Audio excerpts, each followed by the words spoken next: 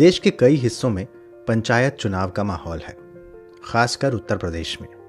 तो ये जानना हमारे लिए बेहद अहम है कि आखिर पंचायती राज संस्थाएं होती क्या हैं, क्या काम होते हैं पंचायतों के और ग्रामीण विकास में पंचायती राज का महत्व क्या है। नमस्कार, ज्ञान की डिजिटल दुनिया ध्येय रेडियो आप सुन रहे हैं। मेरा नाम है अंजुम शर्मा। बात 29 नवंबर 1947 की है। प्रार्थना सभा के बाद महात्मा गांधी का उद्बोधन होता है। उस उद्बोधन में महात्मा गांधी ने कहा था कि ग्रामीण विकास से ही भारत का विकास संभव है। आप जानते हैं, भारत गांवों के देशों की संज्ञा जिसे दी जाती है, उस विशाल भूखंड पर 125 करोड़ से ज्यादा जनसंख्या अपना जीवन निर्वाह करती है। महानगर से लेकर ग्रामीण स्तर तक सबकी अपनी ज़रूरतें हैं, सबकी अपनी आकांक्षाएं हैं। ये ज़रूरी नहीं है कि किसी प्रदेश के ऊंचे पद पर बैठा व्यक्ति ग्रामीण इलाकों की समस्याओं को उतना ही जानता हो जितना समस्या से जूझे हुए लोग जानते हैं। ऐसे में एक लोकतांत्रिक देश का काम है कि जितना हो सके अपनी जड़ों को वह विस्तार दे। शायद इसीलिए भारत जैसे देश में ये तय किया गया था कि लोकतांत्रिक विकेंद्रीकरण किया जाएगा, यानी लोकतंत्र को एक हाथ में न रखकर आम जन तक हस्तांतरित किया जाए और स्थानीय स्वशासन की प्रक्रिया अपनाई जाए। स्थानीय स्वशासन यानी लोकल लेवल पर अपना शासन, जिसमें पंचायतें और नगर पालिकाएं शामिल हैं।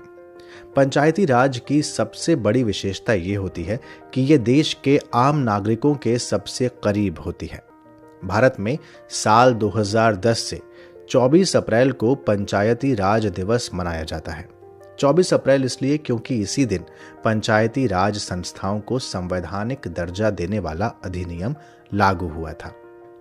अगर इतिहास के पन्ने पलटें तो साल 1882 में लॉर्ड रिपन ने स्थानीय स्वशासन संबंधी प्रस्ताव दिया, जिसे स्थानीय स्वशासन संस्थाओं का मैग्ना कार्टा भी कहा जाता है। इसीलिए लॉर्ड रिपन को भारत में स्थानीय स्वशासन का जनक भी माना जाता है। फिर 1919 और 1935 के अधिनियम में इसे मजबूती दी गई। उसके बाद स्वतंत्र भारत में ग्राम पंचायतों की स्थापना का विस्तार किया गया और साल 1952 में एक पहल के तौर पर कम्युनिटी डेवलपमेंट प्रोग्राम यानी सामुदायिक विकास कार्यक्रम की शुरुआत की गई। लेकिन पंचायती राज व्यवस्था की स्थापना में सबसे महत्वपूर्ण मोड़ था साल 1957 में गठित बलवंत राय मेहता की अध्यक्षता में एक समिति। इस समिति ने 3 स्तरों पर त्रिस्तरीय पंचायत के गठन का सुझाव दिया था। ग्राम स्तर पर ग्रामीण पंचायत, मध्यवर्ती स्तर पर पंचायत समिति और जिला स्तर पर जिला पंचायत। BR मेहता के सुझावों पर 2 अक्टूबर 1959 को राजस्थान के नागौर जिले में तत्कालीन प्रधानमंत्री पंडित जवाहरलाल नेहरू द्वारा देश की पहली त्रिस्तरीय पंचायत का उद्घाटन किया गया। प्रक्रिया धीरे धीरे आगे बढ़ने लगी। अब अगला पड़ाव था पंचायती राज संस्थाओं को संवैधानिक दर्जा दिलाना। इसकी एक कोशिश राजीव गांधी सरकार ने साल 1989 में की थी, लेकिन राज्यसभा में विधेयक पारित नहीं हो सका था। फिर PV नरसिम्हा राव की सरकार 73वां संविधान संशोधन लेकर आई और 24 अप्रैल 1993 से 73वां संविधान संशोधन प्रभावी हो गया। यही कारण है कि 24 अप्रैल को ही पंचायती राज दिवस मनाने का दिन चुना गया था। पंचायतों के अधिकार क्षेत्र में कृषि संबंधी कार्यों से लेकर प्राथमिक शिक्षा, प्राथमिक स्वास्थ्य, साफ सफाई, पेयजल, सड़क, पशुपालन जैसे विषय शामिल हैं।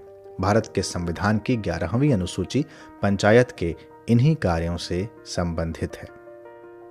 ग्राम पंचायतों के आय के स्रोत के बारे में बात करें तो ये बहुत सारे टैक्स भी लगा सकती हैं और वो उनकी आय का एक स्रोत होता है, जैसे जल निकासी कर, स्वच्छता शुल्क, जलापूर्ति शुल्क, प्रकाश कर आदि आदि।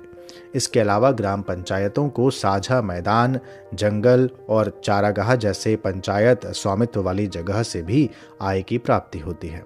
भू राजस्व में भी राज्य की ये हिस्सेदार होती हैं, यानी राज्य भू राजस्व पंचायत के साथ बांटता है।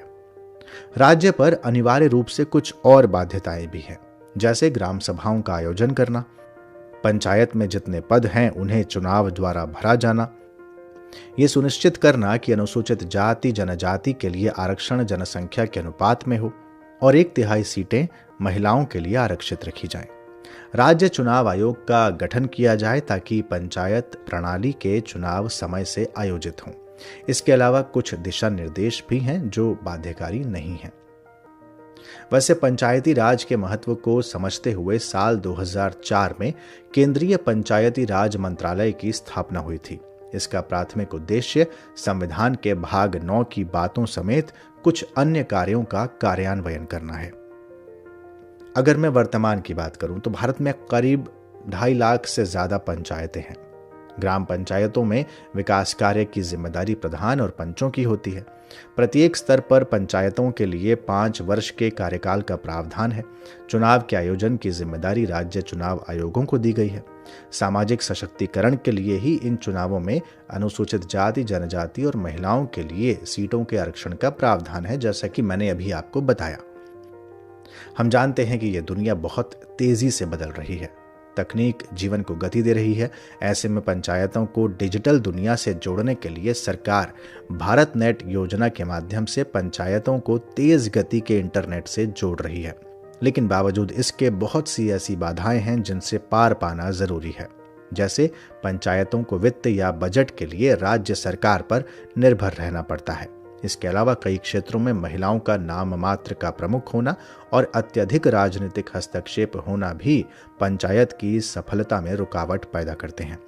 बावजूद इन सबके पंचायती राज व्यवस्था लोकतंत्र के सशक्त होने की उम्मीद का होना है। राजनीतिक जागरूकता के साथ आम आदमी के सशक्त होने का ये एहसास है और महात्मा गांधी के उस सपने के साकार होने के जैसा है जिसे वो भारत के विकास की कसौटी मानते थे। तो ये था आज का ध्येय पॉडकास्ट। और अब आज का सवाल। मैंने आपको 3 स्तरीय पंचायत प्रणाली के बारे में बताया। ग्राम स्तर पर ग्राम सभा आयोजित होती है। आपको मुझे ये बताना है कि ग्राम सभा कहते किसे हैं, यानी ग्राम सभा क्या होती है। अपने जवाब कमेंट बॉक्स में हमें बताइए। यह पॉडकास्ट ध्येय IAS की वेबसाइट पर भी उपलब्ध है।